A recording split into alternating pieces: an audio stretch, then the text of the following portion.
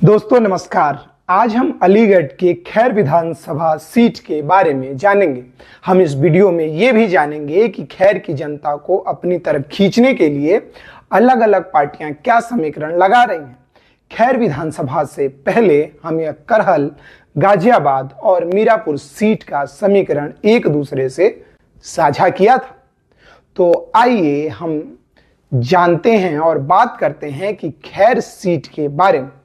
सबसे पहले तो हम ये जान लेते हैं कि खैर विधानसभा सीट पर उपचुनाव क्यों हो रहा है। दरअसल अलीगढ़ जिले के 7 विधानसभा सीटों में से एक खैर 2022 आम चुनाव हुए थे। इसमें खैर विधानसभा क्षेत्र से अनूप प्रधान लगातार दूसरी बार विधायक चुने गए थे। विधानसभा चुनाव 2022 में अनूप प्रधान वाल्मीकि ने 1,39,000 से अधिक वोट मिली थी, जिसमें उन्होंने बीएसपी के प्रत्याशी चारू कोन को मात दिया था और रालोद भी थी जिसको उन्होंने मात दिया था। अब रालोद बीजेपी के साथ आ गई है। इस जीत के बाद राजस्व मंत्री बनाए गए थे, मगर कुछ दिनों बाद लोकसभा चुनाव हुआ था और उनको लोकसभा क्षेत्र हाथरस से प्रत्याशी बना दिया गया, जहां उन्होंने रिकॉर्ड मतों से जीत भी दर्ज की। ऐसे में अनूप प्रधान ने यह सीट छोड़ दिया और ये जो सीट था वो खाली हो गया। तो ये था खैर विधानसभा सीट पे कि क्यों चुनाव हो रहा है।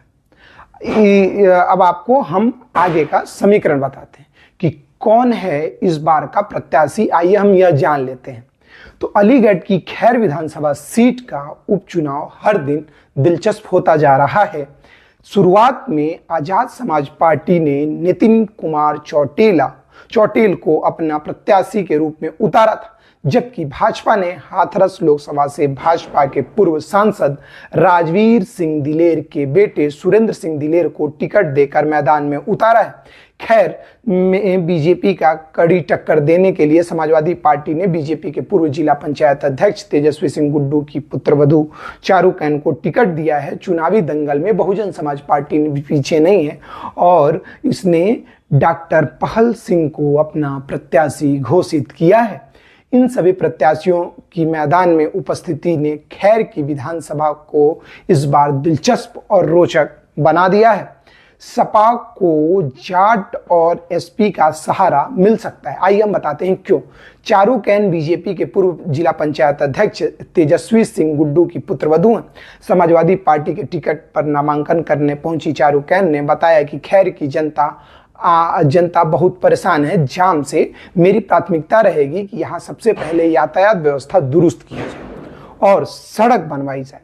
इसके अलावा जो मेरा दूसरा प्रमुख मुद्दा है वह है स्वास्थ्य क्षेत्र में सुधार करना। मुझे उम्मीद है कि निष्पक्ष चुनाव होंगे तो समाजवादी पार्टी यहाँ अपना परचम जरूर लहराएगी।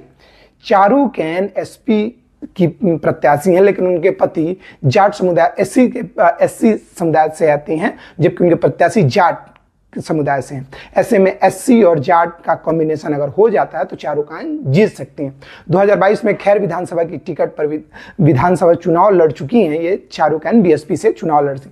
खैर की जातिगत समीकरण की बात की जाए तो खैर विधानसभा का यह उपचुनाव बीजेपी, सपा और बीएसपी के बीच कड़ा मुकाबला बनाता जा रहा है, जिसमें हर कोई अपनी दिलचस्पी ले रहा है और अस्वस्थ दिखाई दे रहा है कि मैं जीत सकता हूँ। विधानसभा में नामांकन करने पहुंचे सभी प्रत्याशियों स्वास्थ्य, सड़क और शिक्षा में अपना मुद्दा बताया है।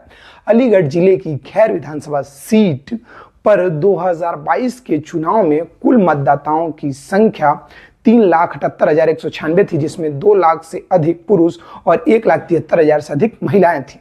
इसमें 1,10,000 जाट मतदाता, ब्राह्मण 50,000, दलित 40,000 और मुस्लिम 30,000 हैं। इसके अलावा वैश्य 25,000 और अन्य 25,000 मतदाता हैं। अब आइए आपको एक दिलचस्प बात बताते हैं। दरअसल खैर सीट से 6 प्रत्याशी मैदान में थे, जिसमें से एक प्रत्याशी का पर्चा खारिज हो गया है। चलिए आपको पूरी कहानी विस्तार से बताते हैं।